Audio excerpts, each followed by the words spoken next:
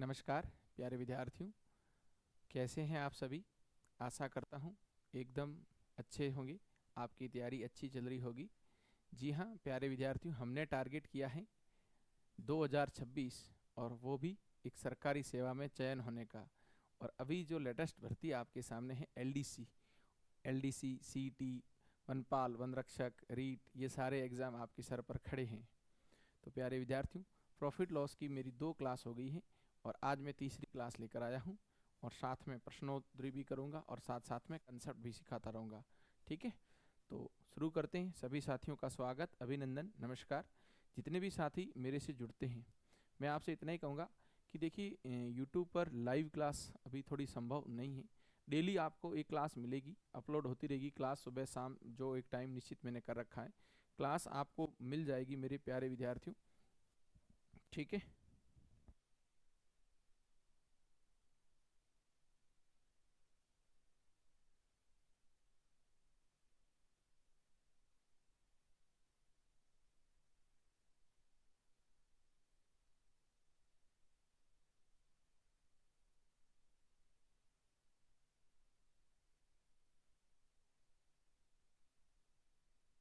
हाँ जी।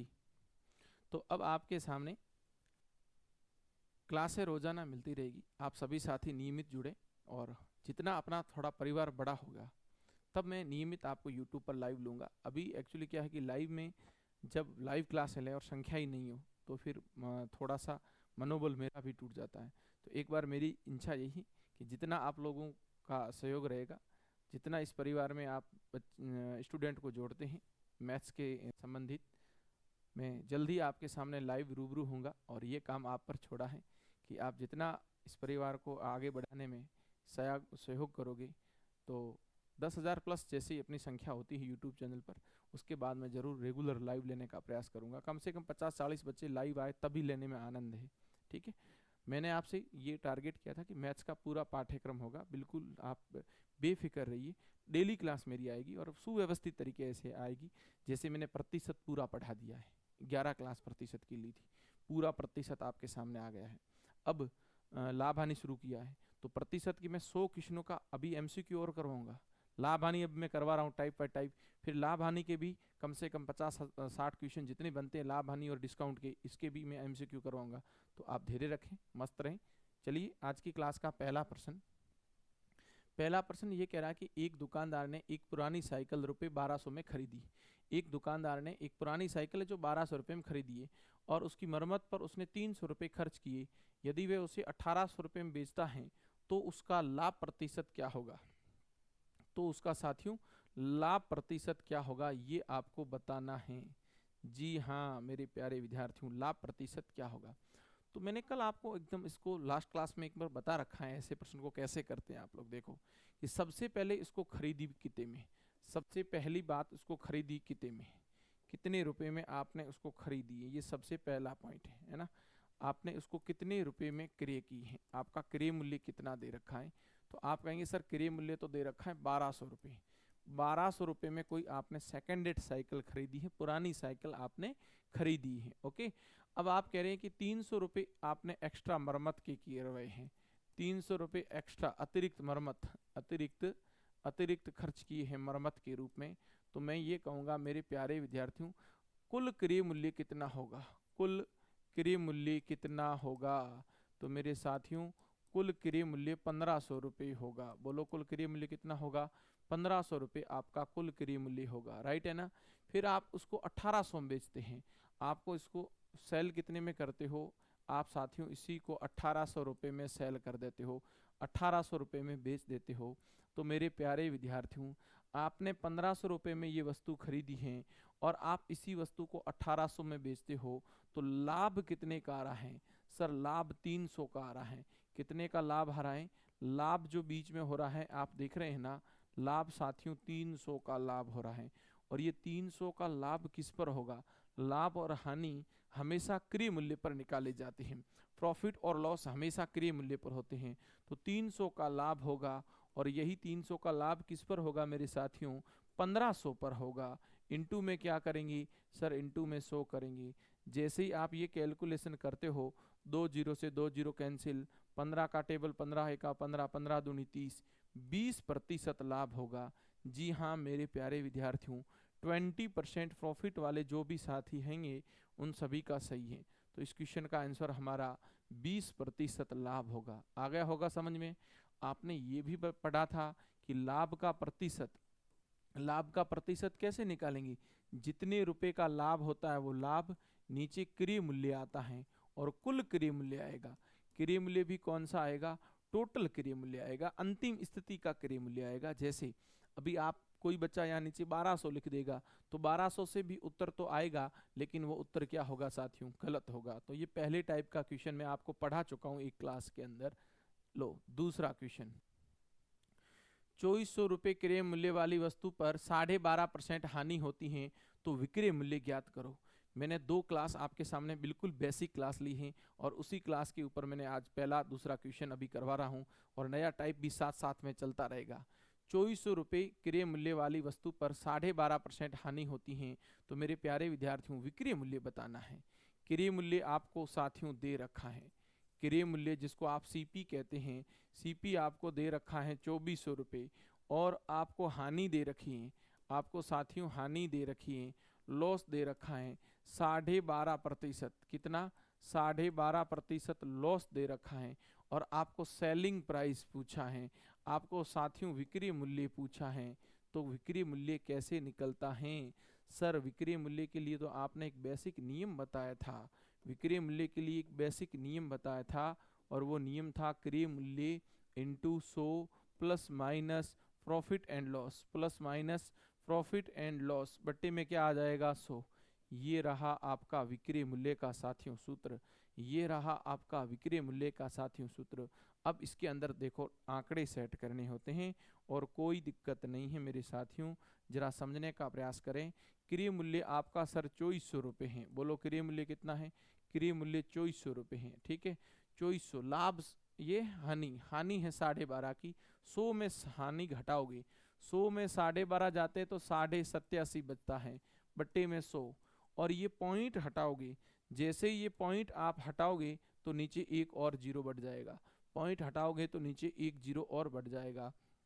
तो सर अब इसको कैसे काटते हैं जरा देखो, 25 दो जीरो से ये दो जीरो कैंसिल, 5 का पाड़ा इसमें लगाते हैं और इसमें 5 का पाड़ा 2 बार, इसमें आपका 17 5 85, पीछे 2 बचा 175 बार गया, 5 का पाड़ा 175 बार गया, 2 का पाड़ा इसमें साथियों 1 बार गया, इसमें 2 का पाड़ा 12 बार गया।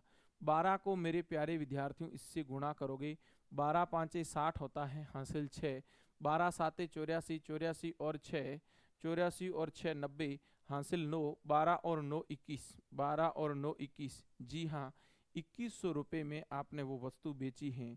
तो वस्तु थी कितने की, 2400 की, और वस्तु आप कितने में बेच रहे हो, 2100 रुपये में। आपका पहला ऑप्शन सही है। और आप इसको डायरेक्ट एक सेकेंड में कर सकते थे, इतना करने की जरूरत ही नहीं है।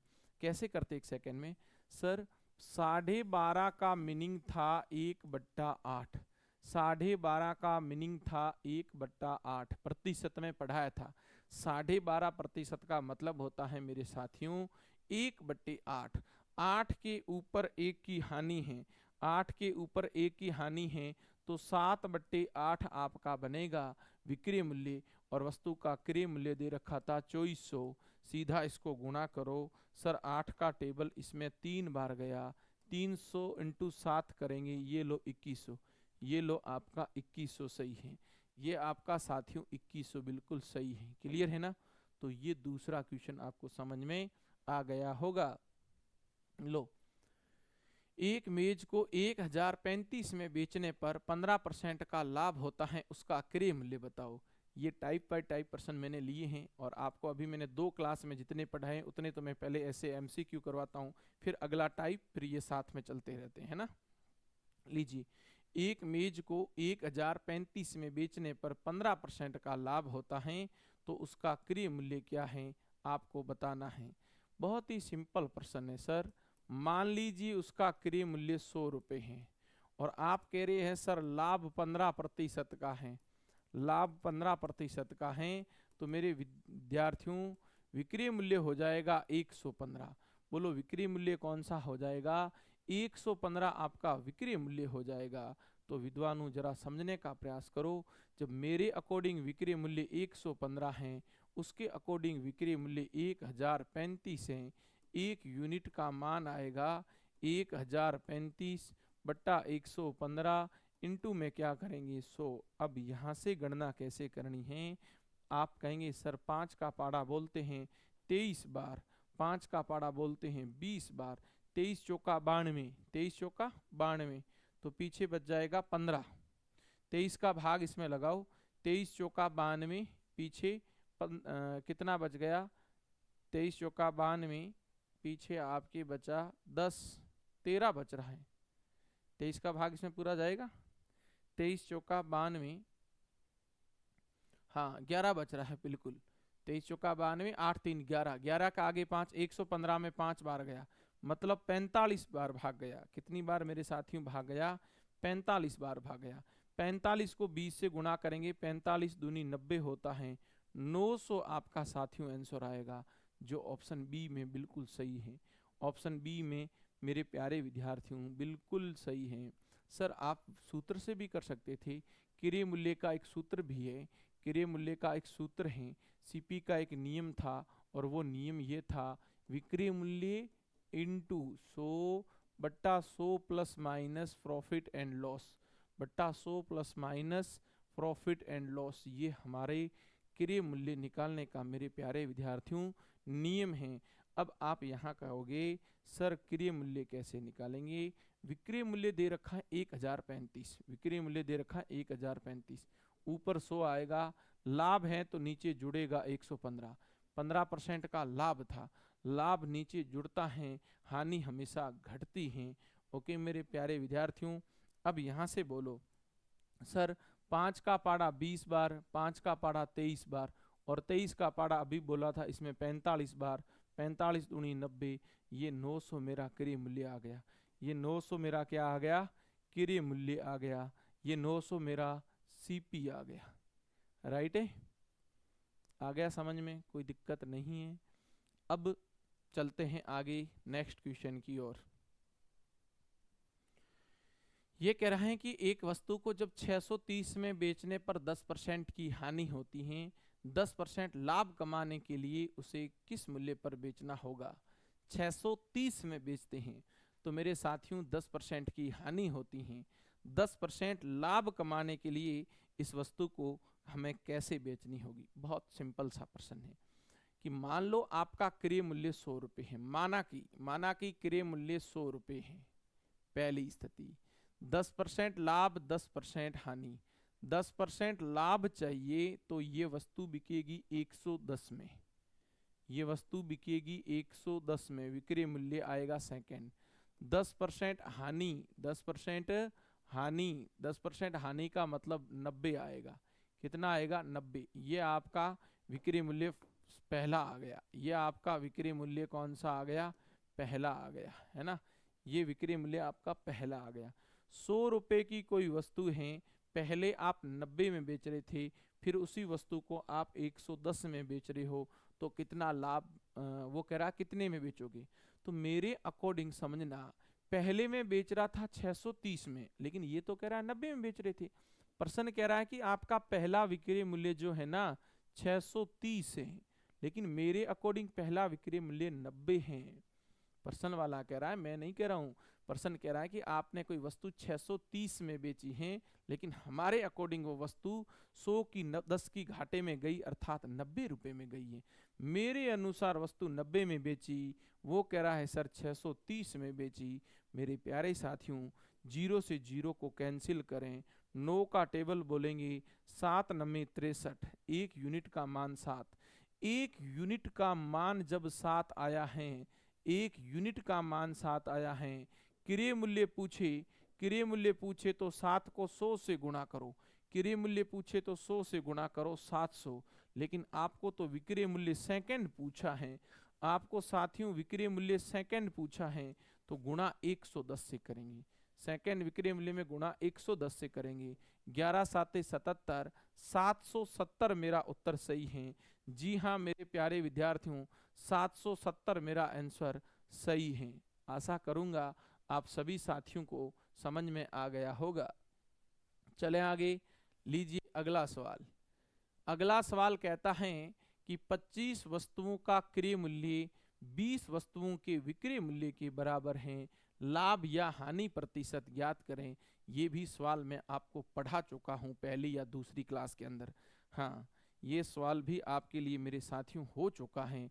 जल्दी से आप उत्तर दीजिए, सभी बालक फटाफट उत्तर देते जाओ, दीजिए उत्तर जल्दी से।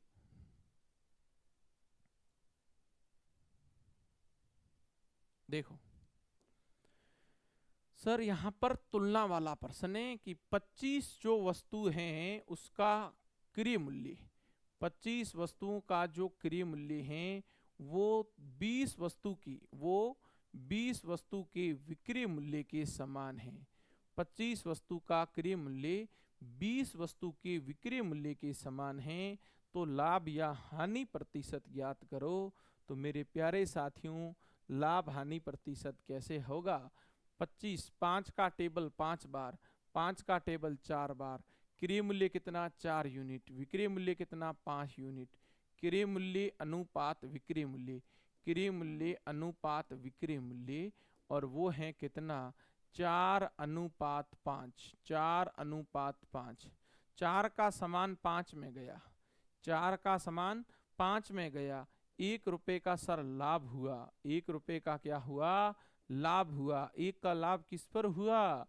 4 पर हुआ। इनटू क्या करेंगे? 100 करेंगे। 4 का टेबल इसमें 25 बार जाता है, और 25% मेरे लाडलों लाभ होगा। जी हाँ, 25% प्रॉफिट होगा, जो दिए गए ऑप्शन में पहला सही है, जो दिए गए ऑप्शन में पहला बिल्कुल सही है। क्लियर है? सभी को समझ में आ गया होगा, कोई दिक्कत नहीं होगी। चलते हैं साथियों अगले प्रश्न की ओर। 33 मीटर कपड़ा बेचने पर एक व्यक्ति को 11 मीटर कपड़े के क्रय मूल्य के बराबर क्या होता है? लाभ। 33 मीटर कपड़ा बेचने पर एक व्यक्ति को 11 मीटर कपड़े के क्रय मूल्य के बराबर लाभ होता है। तो मेरे प्यारे विद्यार्थियों, मैंने ये 4 प्रकार के सवाल करवाए थे। मान लो मैंने कहा 25 वस्तुएं बेचने पर 5 वस्तु के विक्रय मूल्य के बराबर लाभ, 25 वस्तु बेचने पर 5 वस्तु के क्रय मूल्य के बराबर लाभ, 25 वस्तु बेचने पर 5 वस्तु के विक्रय मूल्य के बराबर हानि और क्रय मूल्य के बराबर हानि। ये मैंने पहली क्लास जब लाभ हानि की ली थी, उस लाभ हानि की पहली क्लास के ही सारे सवाल हैं, जो मैं आज आपको वापस रिवीजन करवा रहा हूँ और फिर आगे नए टाइप शुरू कर रहा हूँ। तो मेरे प्यारे विद्यार्थियों, बहुत ही सिंपल सा प्रश्न है। 2 क्लास लाभ हानि की हुई, पहली और दूसरी। अभी तक जितने प्रश्न आए हैं वो मैंने आपको पहली दूसरी क्लास में पढ़ा रखे हैं, लाभ हानि की पहली दूसरी क्लास के अंदर। चलिए इसको शुरू करते हैं। 33 मीटर कपड़ा बेचने पर एक व्यक्ति को 11 मीटर कपड़े के क्रय मूल्य के बराबर लाभ होता है। सर, इसका एक नियम था, एसपी माइनस सीपी बराबर प्लस माइनस एसपी या सीपी। सबसे सुपर नियम, सबसे बेस्ट नियम, सबसे सुपर नियम मेरे साथियों ये था, आपको आना चाहिए बस। ये नियम था, सबसे बेस्ट था ये नियम साथियों, सबसे बेस्ट था आपके लिए। चलो कैसे करते हैं, देखो इसको कैसे करते हैं। सर, कितनी वस्तु बेची? 33 मीटर कपड़ा बेचा, तो 33 एसपी, सेम का सेम 33 क्या आएगा? सीपी आएगा। सेम एसपी सेम सीपी बराबर, तुलना किससे की है? क्रय मूल्य से की है। 11 मीटर कपड़े के क्रय मूल्य के बराबर लाभ होता है, लाभ होता है तो ये प्लस आएगा, और 11 मीटर कपड़े की तुलना क्रय मूल्य के ऊपर 11 सीपी के बराबर लाभ होगा। तो मेरे प्यारे साथियों दोबारा समझिए, 33 एसपी को इधर रहने दीजिए, बराबर 11 सीपी आया, और 33 सीपी इधर जाके प्लस का हो गया, बराबर 33 सीपी इधर जाके किसका हो गया? प्लस का हो गया। तो मेरे प्यारे विद्यार्थियों 33 एसपी यहाँ आया, और बराबर बराबर आपके सामने यहाँ पर, बराबर आपके सामने यहाँ पर 11 और 33 जो हैं वो 44 सीपी होता है। कितना होता है साथियों? 44 सीपी होता है। जी हाँ, 44 सीपी हो गया। अब 11 का पहाड़ा बोलोगे मेरे प्यारे बच्चों, 11 1 11, 11 का टेबल 3 बार, 11 का टेबल 4 बार, एसपी तुम्हारा 4 यूनिट, सीपी तुम्हारा 3 यूनिट, एसपी तुम्हारा 4 यूनिट, सीपी तुम्हारा 3 यूनिट, है ना। तो यहाँ पर सीपी अनुपात एसपी, सीपी अनुपात एसपी, सीपी कितना है आपका 3 यूनिट है, एसपी कितना है 4 यूनिट है। 3 का समान 4 में बेचा, 3 का समान 4 में बेचा, तो आप कहेंगे सर 1 का लाभ हो रहा है। देखो 3 का समान 4 में बेचा, 1 का लाभ हो रहा है, किस पर हो रहा है 3 पर हो रहा है। इनटू क्या करेंगे, इनटू 100 करेंगे। लो मेरे प्यारे साथियों भाग दीजिए, 33 सही 1/3% प्रॉफिट, 33 सही 1/3% लाभ, या इसको आप कह सकते हैं 33.33% का लाभ। तो दिए गए ऑप्शन के अकॉर्डिंग सी सही है। कौन सा सही है, सी सही है। आ गया होगा समझ में।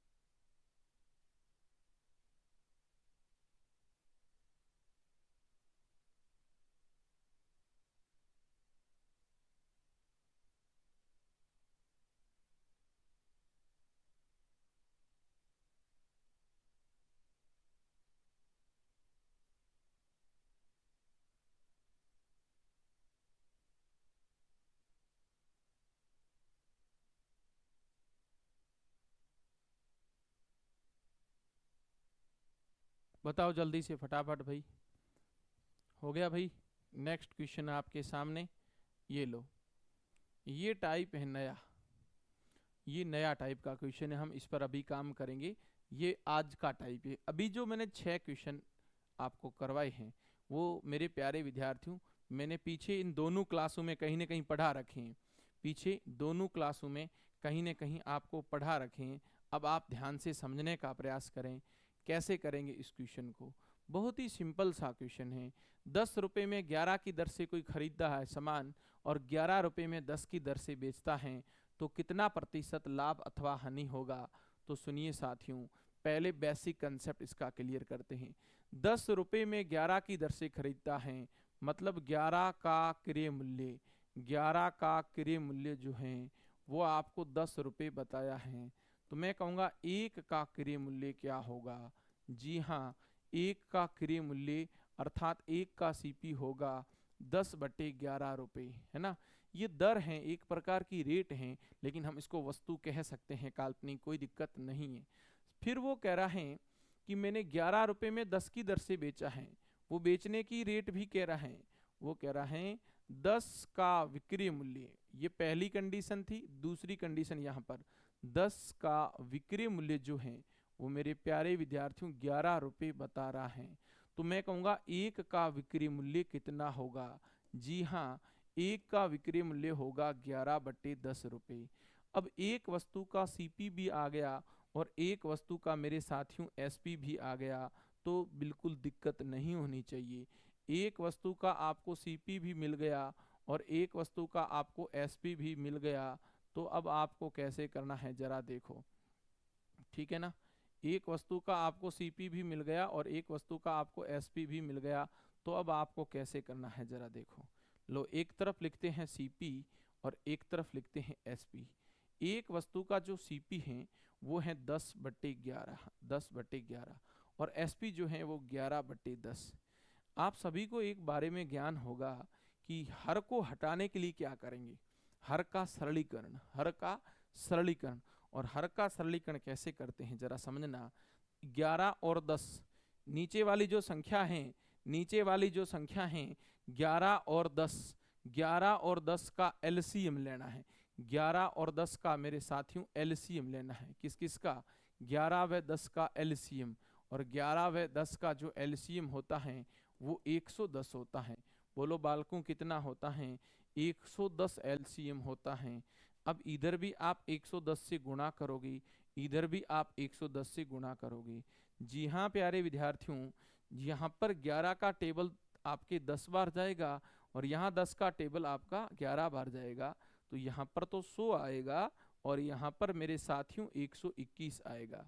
अब जरा समझने का प्रयास करना, 100 का समान जब आप 121 में बेच रहे हो तो फायदा कितने का हुआ?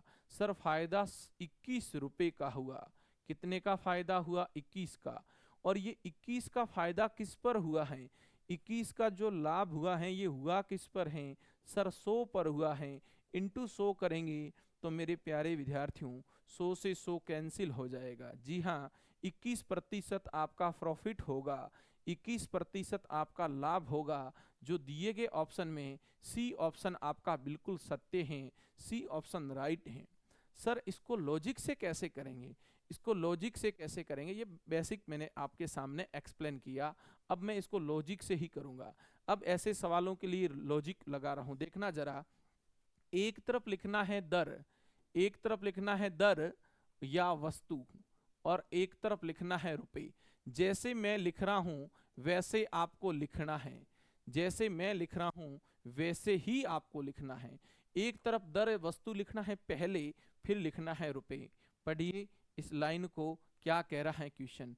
10 रुपए में, 10 रुपए में 11 की दर और 11 रुपए में 10 की दर। ये लो लिख दिया मैंने, 10 रुपए में 11 की दर और 11 रुपए में 10 की दर। सर क्रॉस गुना कर दो, 11 को 11 से गुना करते हैं 121, 10 को 10 से गुना करते हैं 100। मेरे प्यारे लाडलों, जब 100 का समान था और ये 121 में बेचा, ये हमारा टोटल सीपी बना, 100 का कुल समान बना, और आप इसको बेच रहे हैं 121 में, तो ये टोटल एसपी बना। ये टोटल क्या बना? एसपी बना। तो प्यारे विद्यार्थियों 100 का समान 121 में बेचा, फायदा कितने का हुआ? 21 का फायदा हुआ। और ये 21 का फायदा किस पर हुआ? 100 पर हुआ। इंटू क्या करेंगे? 100। सर 100 से 100 को काटिए और 21% लाभ। जी हाँ, 21% प्रॉफिट, और वो ऑप्शन नंबर सी आपका दे रखा है। अब इस टाइप को आज पढ़ते हैं, ये बिल्कुल नया टाइप था। ये वाला 7 नंबर जो क्वेश्चन है ना, ये आज की क्लास का नया क्वेश्चन था। पीछे 6 क्वेश्चन मैंने रिवीजन करवाए हैं, 7वां क्वेश्चन आपने सीखा। सेम एक क्वेश्चन मैं आपको देता हूँ, सेम एक क्वेश्चन आपको देता हूँ, ठीक है? आप सभी साथी एक क्वेश्चन को हल करें। सेम एक क्वेश्चन मेरे प्यारे विद्यार्थियों में आपको देता हूँ। हाँ देखो, सेम क्वेश्चन में देता हूँ, जरा देखो कैसे करेंगे।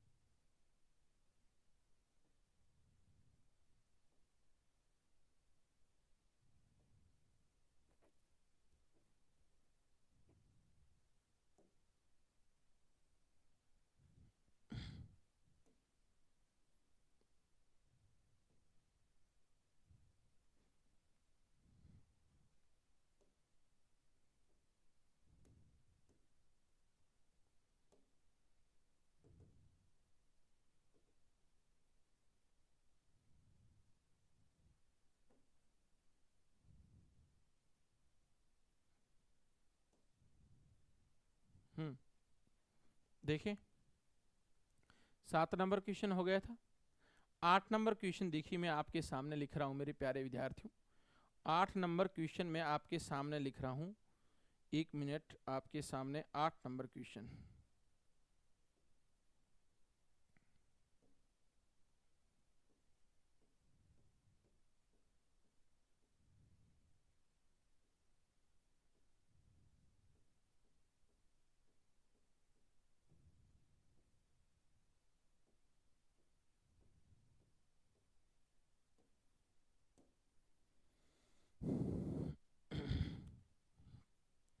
8 नंबर क्वेश्चन आपके सामने मैंने लिया साथियों। ये लो 8 नंबर क्वेश्चन। यहाँ एक नया क्वेश्चन लिया आज की क्लास का 8 नंबर क्वेश्चन। मैंने कहा 5 रुपये में 6 की दर से सामान खरीद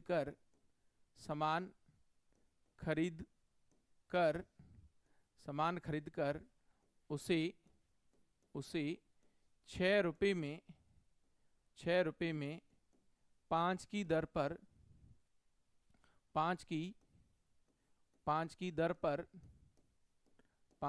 पर बेच दिया तो कुल कितना प्रतिशत लाभ हानि हुआ। ये लो, ये आपको उत्तर देना है मेरे साथियों। मैंने आपको क्वेश्चन दिया, 1 मिनट का समय दिया, सभी बालक हल करो फटाफट।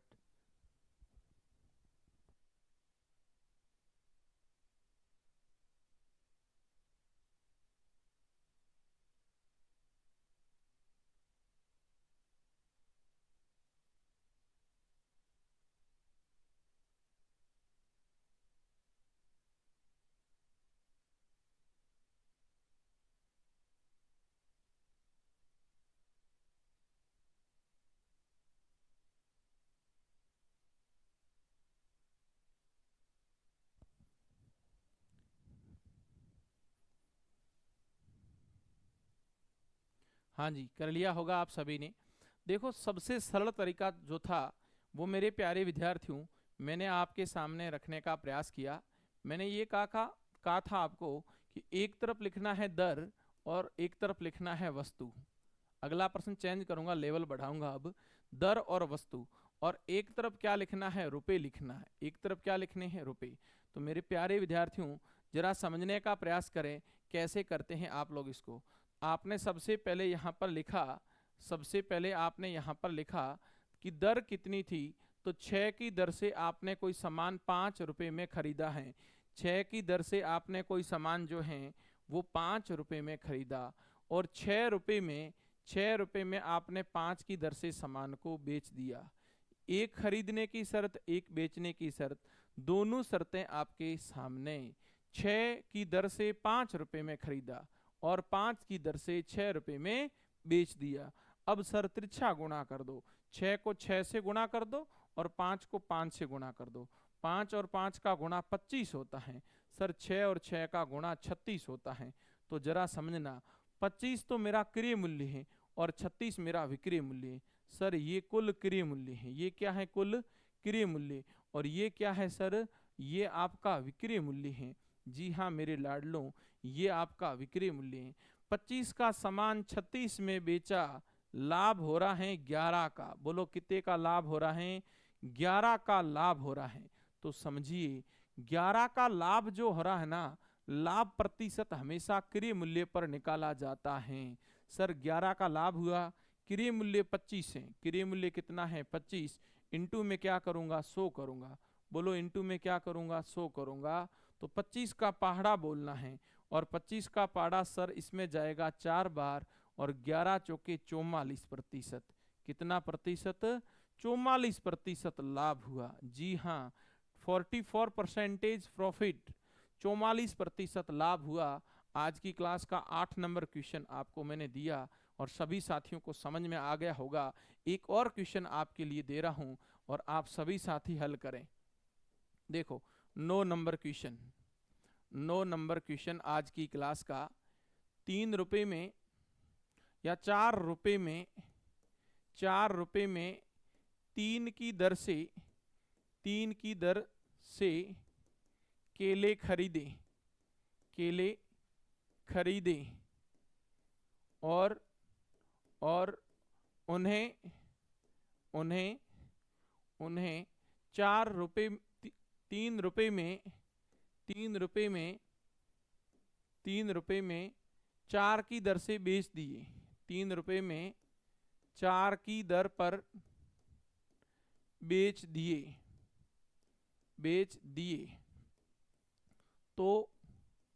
तो लाभ हानि प्रतिशत लाभ हानि प्रतिशत ज्ञात करो। लाभ हानि प्रतिशत ज्ञात करो। बताओ, एक व्यापारी की बात करें, एक दुकानदार की बात करें कि आपको कहा है कि 4 रुपए में 3 की दर से सामान खरीदा और 3 रुपए में 4 की दर से बेच दिया, तो बताओ कुल कितना प्रतिशत लाभ हानि हुआ। बताइए सर, सेम क्वेश्चन है। एक तरफ लिखेंगे इसको क्या, रुपए, और एक तरफ लिखते हैं हम दर, एक तरफ लिखते हैं दर या वस्तु। लीजिए, बहुत ही सिंपल सा कहानी है, आसान क्वेश्चन है, कैसे करना है जरा गौर करो। सर 4 रुपए थे और 3 की दर है, फिर 4 और 3 एलो लिख लिया, क्रॉस गुणा, 3 तिया 9, 4 चौके 16, 16 का सामान 9 में बेच दिया। सर 16 का सामान 9 में बेच दिया, 16 का सामान 9 में बेच दिया। मेरे प्यारे विद्यार्थियों, इस बार घाटा हुआ, 7 रुपए की हानि होगी। बोलो भाई, 7 रुपए की हानि हो गई। और ये 7 की हानि किस पर हुई है? ये 7 की हानि हुई किस पर है? लाभ या हानि हमेशा क्रय मूल्य पर निकाला जाता है।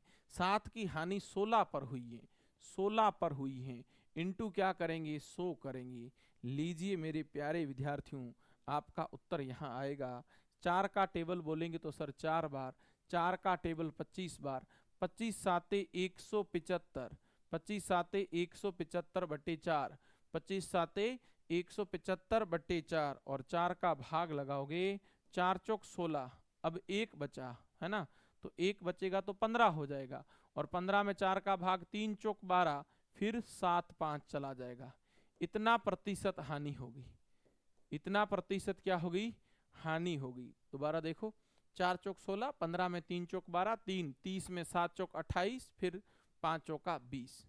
आ गया समझ में? अभी आपने वस्तुएं एक बार ही खरीदी और एक बार ही बेची।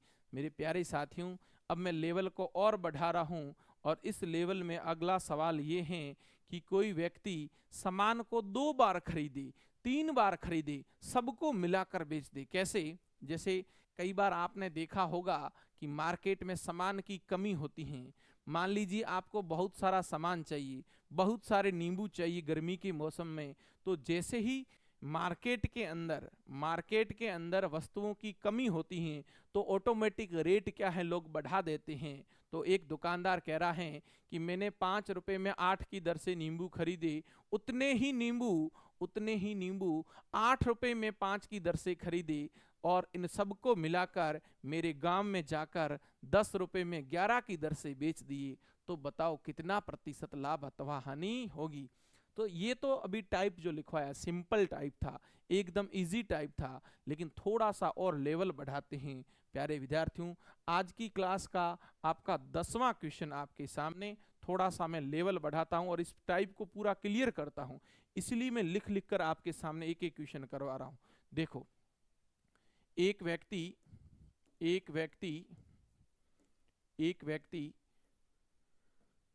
5 रुपए में 8 की दर से नींबू खरीदे, उतने ही नींबू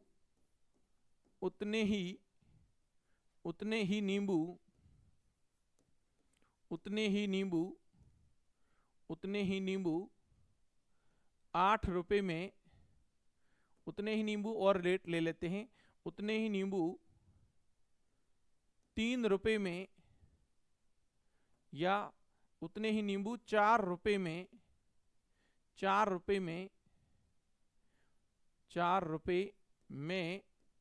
5 की दर से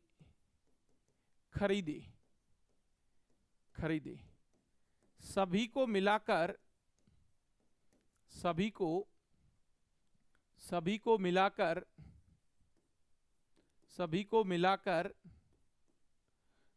मिलाकर 8 रुपए में 7 की दर से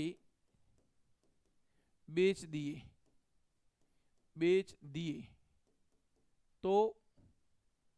तो लाभ हानि प्रतिशत, लाभ हानि प्रतिशत ज्ञात करो। ये लो, बहुत ही अच्छा प्रश्न मेरे प्यारे विद्यार्थियों। एक दुकानदार कह रहा है कि मैंने नींबू इस प्रकार से खरीदे हैं।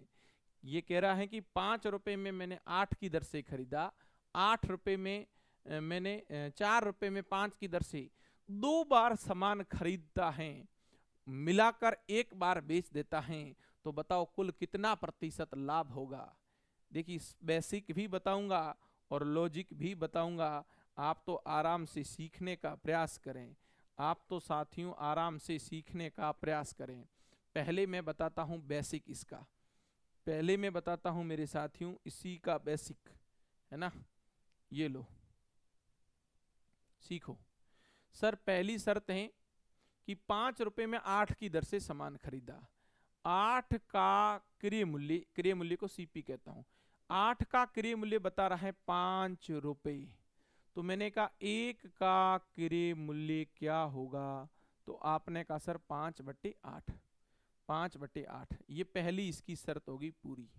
फिर वो दूसरी शर्त कह रहा है, और दूसरी शर्त कह रहा है कि मैंने इसको दूसरा जो सामान है उसको खरीदा है कैसे, 4 रुपए में 5 की दर से, 5 का सीपी, 5 का सीपी 4 रुपए, तो 1 का सीपी, 1 का सीपी 4/5 रुपए, 4/5 रुपए। ये दूसरी शर्त। ये कौन सी शर्त है, ये 4/5 दूसरी शर्त आ गई। मतलब एक वस्तु को आप खरीद रहे हो 5/8 में, एक वस्तु को आप खरीद रहे हो 4/5 में। अब आपके बेचने की बात करते हैं, अब आपके साथियों बेचने की बात करते हैं। और आप बेच कैसे रहे हो जरा देखो, बेच कैसे रहे हो जरा देखो मेरे प्यारे विद्यार्थियों। बेच रहे हो 8 रुपए में 7 की दर से, मतलब 7 का विक्रय मूल्य, 7 का विक्रय मूल्य कितना है, 8 रुपए। 7 का विक्रय मूल्य कितना है, 8 रुपए। तो 1 का विक्रय मूल्य क्या होगा, 1 का विक्रय मूल्य क्या होगा, 8/7। 1 का विक्रय मूल्य क्या होगा, 8/7 होगा। कोई दिक्कत, हाँ, 1 का विक्रय मूल्य क्या होगा, 8/7। अब समझो, अब आपने वस्तुएं कितनी खरीदी थी, 2 वस्तुएं खरीदी। तो मैंने कहा total CP, total CP, total CP का मतलब कुल क्रय मूल्य। तो पहली वस्तु को खरीदा था मैंने 5/8 में, और दूसरी वस्तु को खरीदा था 4/5 में। ये लो, कुल क्रय मूल्य आ गया। पहली को खरीदा था 5/8 में और दूसरी को खरीदा था 4/5 में। सर यहां लिखो टोटल एसपी, यहां लिखो टोटल एसपी, कुल विक्रय मूल्य कितना होगा। यहां लिखो टोटल एसपी, कुल विक्रय मूल्य कितना होगा। मेरे प्यारे विद्यार्थियों, कुल विक्रय मूल्य जो है 8/7 है। कुल विक्रय मूल्य क्या है, 8/7। लेकिन अब गड़बड़ होगी, यहां आप वस्तुएं कितनी मिला रहे हो, पहली वस्तु और दूसरी वस्तु, ये भी एक वस्तु है, ये भी एक वस्तु है। थोड़ा समझना, ये एक वस्तु का रेट है और ये भी एक वस्तु का रेट है। तो यहां कुल वस्तुएं कितनी देखो, यहां मैंने 2 वस्तु का क्रय मूल्य बनाया, लेकिन यहां विक्रय मूल्य एक वस्तु का है। तो गणित कहती है कि जब इधर आप 2 वस्तु मिला रहे हो और इधर एक बेच रहे हो, तो सीधे से मतलब है पता ही नहीं चलेगा लाभ हुआ या हानि। तो मैं इधर 2 से गुना करूंगा। बताओ ये 2 से गुना क्यों किया, क्योंकि इधर वस्तुएं हमने 2 मिलाई हैं। अरे भाई इधर वस्तुएं कितनी हैं, 2। तो इधर 1 का क्रय मूल्य, ये जो क्रय मूल्य आया है ना, ये जो क्रय मूल्य है, ये जो क्रय मूल्य है ये 1 का है, विक्रय मूल्य, सॉरी, ये विक्रय मूल्य किसका है, 1 का। तो मैंने कहा 2 का विक्रय मूल्य कितना होगा, इसलिए 2 से गुणा कर रहा हूं। चलो इसको जोड़ो, 8 और 5 का लघुत्तम ले लो 40, 8 और 5 का लघुत्तम ले लो सर 40। कैसे करते हैं जरा देखो, और भी सवाल थोड़ा लंबा हो रहा है, इसका बेसिक थोड़ा सा लंबा है, जरा समझना। 8 5 का लघुत्तम सर 40 आएगा, ये लीजिए 40 लिखा। 8 का पाड़ा 5 बार, 5 × 5 25, ये लो सर 25 आ गया। और 5 का पाड़ा 8 बार, 8 चौका 32, ये आ गया। और सर यहाँ पर कितना होगा, 8 दूनी 16/7, 16/7, 16/7, ठीक है ना, 16/7। सर 25 और इसको जोड़ो, 30 20 50 57, 57/40, बोलो कितना, 57/40, 30 20 50, 5 और 2 7, 57/40, 57/40 की वैल्यू दे रखी है 16/7, 57/40 की वैल्यू दे रखी है, 57/40 की वैल्यू थी क्रय मूल्य की, और 16/7 आ गया। अब देखो गणित के कई तरीके हैं। सामान इतने में खरीदा, इतने में बेचा, सामान इतने में खरीदा, इतने में बेचा। अभी 16 और 7 को हटाना है तो क्या करोगे, सर 16 और 7 का लघुत्तम ले लो, सॉरी 16 और 7 नहीं, 7 और 40 को हटाना है, 40 और 7 को हटाना है, तो इसे कहते हैं हर का सरलीकरण। इसे क्या कहते हैं, हर का सरलीकरण। तो 40 और 7 को हटाने के लिए मैंने इधर भी 280 से गुणा कर दिया और मैंने इधर भी 280 से गुणा कर दिया। गणित कहती हैं कि दोनों पक्षों में, गणित कहती हैं कि दोनों पक्षों में समान संख्या से गुणा या भाग करते हैं तो कोई परिवर्तन नहीं होता है। सीखना, एक बार सीखोगे तो कोई दिक्कत नहीं है। 40 का भाग इसमें 7 बार, और साथे साथे 49, 35 और 4 39, 7 का भाग इसमें सर 40 बार, 64, 16 चौके 64 और पीछे 0। सर लाभ हो रहा है, कितने का लाभ हो रहा है, देखो ये लाभ हो रहा है 240, 241 का लाभ हो रहा है, लाभ हो रहा है 241 का। अब ये 241 का लाभ किस पर हो रहा है, देखो 400 से ये 240 ज्यादा है और एक और कम ये पड़ा, 241 का लाभ, 241 का लाभ हुआ है 399 के ऊपर, 399 के ऊपर, इंटू क्या करेंगे 100। सर ये कटेगा तो नहीं, कटेगा क्या, 2 4 6 7, और ये आ रहा है 7 का पाड़ा इसमें नहीं जाता है, कटेगा नहीं, तो ये 24,100, 24,100 में भाग दे दो, 24,100 में भाग दे दो किसका, 399 का। आंकड़ा तो कठिन आएगा और इसका भाग दो, उत्तर क्या आएगा, 24,199 में 399 का भाग लगाओ। सबसे पहले कि सर भाग चला जाएगा 2400 में, भाग चला जाएगा 6 बार, 6 चौका 24, 6 चौका 24, बिल्कुल 6 बार जा रहा है ना, 6 चौका 24, फिर आपके बचेगा लगभग 61 के आसपास चला जाएगा, 60 61 के आसपास। कैलकुलेशन करो आप सभी साथी, लगभग मैंने 60 61 के आसपास बताया है, आप सभी साथी कैलकुलेशन कर लो, सभी विद्यार्थी गणना करो आराम से, कोई दिक्कत नहीं है ना। करो गणना करो, मैं कर लेता हूँ। 24,100 के अंदर भाग देना था आपको 399, आप कीजिए। हाँ 60 61 के आसपास बिल्कुल आ रहा है, 60.40 आ रहा है, 60.40। आपको तो ध्यान से करना है, मैंने बिल्कुल कैलकुलेशन चेक किया है, 60.40% लगभग आपका लाभ है। क्या सर इतना बड़ा परीक्षा में करना पड़ेगा क्या, नहीं, ये तो बेसिक था। बोलो ये क्या था, ये बेसिक था। आओ मैं इसका लॉजिक बताता हूँ, और सुपर लॉजिक है, इसी सवाल का सुपर लॉजिक है मेरे प्यारे विद्यार्थियों। जब भी सामान को 2 बार खरीदो, समझना मेरा लॉजिक, जब भी सामान को 2 बार खरीदो, CP1 और CP2 और CP2 सामान को 2 बार खरीदा था। पिछला कंसेप्ट से इधर लिखते हैं दर या वस्तु, अरे पीछे एक एक टाइप का प्रश्न करवा दिया था, और ये लो यहाँ लिखते थे रुपए, RS लिखते थे। लो सर बोलिए क्या क्या लिखना है, 5 रुपए में 8 की दर, 5 रुपए में 8 की दर, 5 रुपए 8 की दर, फिर ये 4 रुपए थे शायद और दर 5 की थी, देख लेते हैं, 4 रुपए थे और 5 की दर थी। पहले इतना ही करो, फिर अगला ले। अब इसको क्या करना है, ये दोनों बार मैंने सामान खरीदा है, दोनों बार मेरे साथियों सामान खरीदा है, तो इसका एक कंसेप्ट है कि जब भी सामान आप 2 बार 3 बार 4 बार खरीदते हैं, सामान आप काफी बार खरीदते हैं, तो मेरे प्यारे विद्यार्थियों दर को समान कर दो। बोलो दर को क्या कर दो, वस्तु व दर को समान कर दो। इसका लॉजिक है, मैं यहाँ लिख रहा हूँ, समझना, वस्तु व दर को समान करना, वस्तु या दर की संख्या को क्या करना, संख्या को समान करना, बस बात खत्म। वस्तु व दर को समान करना, सर वस्तु व दर को क्या करना, समान करना। तो समान करने के लिए क्या करेंगे, सर 8 बराबर कैसे होगा 40। तो 40 बनाने के लिए इधर भी 5 से गुना कर दिया, 8 5 40, और इधर भी जब 5 से गुणा करना पड़ेगा दोनों साइड। इसको 40 बनाना है तो 8 से गुणा, तो सर इधर भी 8 से गुणा करना पड़ेगा। देखो 8 वस्तु 5 वस्तु, 8 और 5 को बराबर करना है तो 8 और 5 बराबर 40 पर होते हैं। 8 और 5 बराबर कहाँ होते हैं मेरे साथियों, 40 पर होते हैं। तो 40 बनाने के लिए 8 को 5 से गुणा करना पड़ेगा। तो गणित कहती इसको 5 से किया ना तो इधर भी 5 से करो, ये दोनों साइडों में सेम संख्या से गुणा किया है। 5 को 40 बनाने के लिए 8 से गुणा किया है। जब मैंने इधर गुणा किया है तो मुझे इधर भी साथियों गुणा करना पड़ेगा। अब बोलो 8 5 40, 8 5 40, और ये भी 8 5 40, 40 और 40 कितना हो गया 80, 40 और 40 कितना हो गया 80। सर ये कितना हुआ बोलो, 25 25 और 32 आपका 57, 25 और 32 आपका 57। चेक कर लो, अच्छी तरह से जोड़ दो, आराम से जोड़ दो।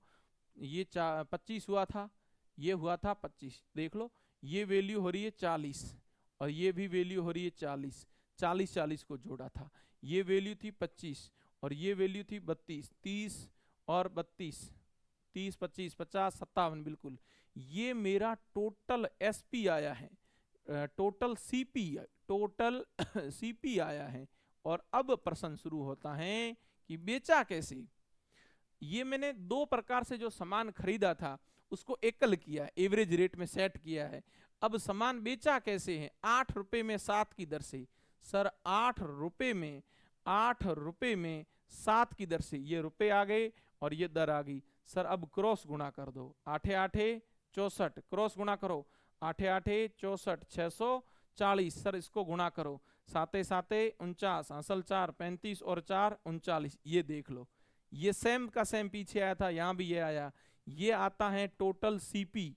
अरे भाई क्रॉस गुणा करने पर ये आता है टोटल सीपी और ये आता है टोटल एसपी, ये आता है मेरा टोटल एसपी। बोलो आया समझ में या नहीं आया। 399 640 में बेच दिया तो 240 और एक 241 का लाभ हुआ। कितने का लाभ हुआ, 241 का लाभ हुआ। सर 241 का लाभ हुआ और 241 का लाभ 399 के ऊपर हुआ है, 399 के ऊपर हुआ है। इनटू क्या करेंगे, 100 करेंगे, इतना प्रतिशत साथियों लाभ होगा, इतना प्रतिशत साथियों क्या होगा, लाभ होगा। सर इसका गुणा करेंगे 24 100 और बट्टे में 399, ये गणना हमने अभी पीछे की थी, 60.40% लाभ आ रहा है। क्या आ रहा है, लाभ आ रहा है। सर सुपर मेथड है सेकंड वाला, सेकंड वाला मेथड सुपर है, स्पीड बनेगी। उतारो फटाफट इससे।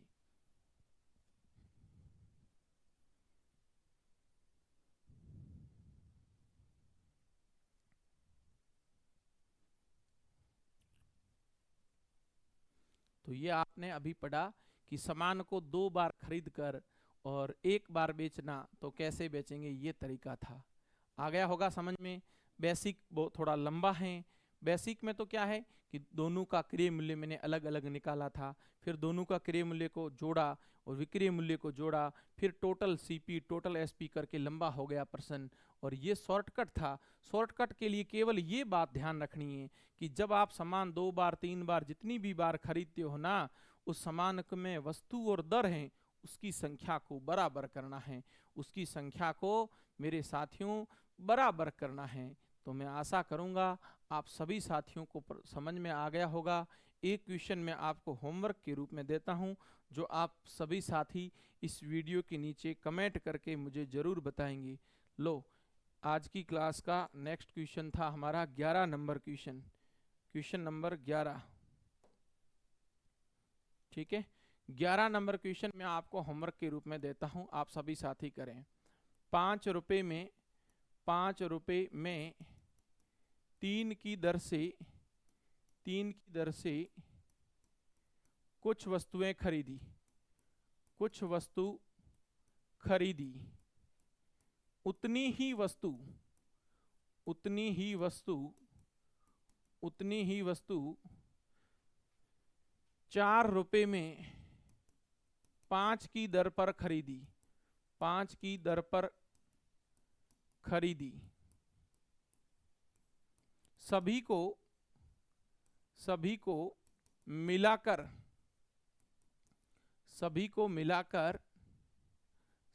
मिलाकर 6 रुपए में 7 की दर पर बेची, या 6 रुपए में 4 की दर लिख दो, 6 रुपए में 4 की दर पर बेची, तो लाभ हानि प्रतिशत ज्ञात करो। लाभ हानि प्रतिशत ज्ञात करो। ये आपको मैंने होमवर्क में क्वेश्चन छोड़ा है, आप सभी साथी अच्छे से इसको पढ़ना और इन सभी क्वेश्चनों को अच्छे से देखना। तो मेरे प्यारे विद्यार्थियों, लाभ हानि की आज मेरी तीसरी ये क्लास थी। शुरू में मैंने 5-6 प्रश्नों का रिवीजन करवाया और ये नया एक टाइप करवाया। मिलते हैं आगामी क्लास में, तब तक के लिए धन्यवाद। सभी साथी नियमित जुड़े रहें, क्लासें डेली यूट्यूब पर आपकी अपलोड होती रहेगी और आप अच्छे से पढ़ें। धन्यवाद।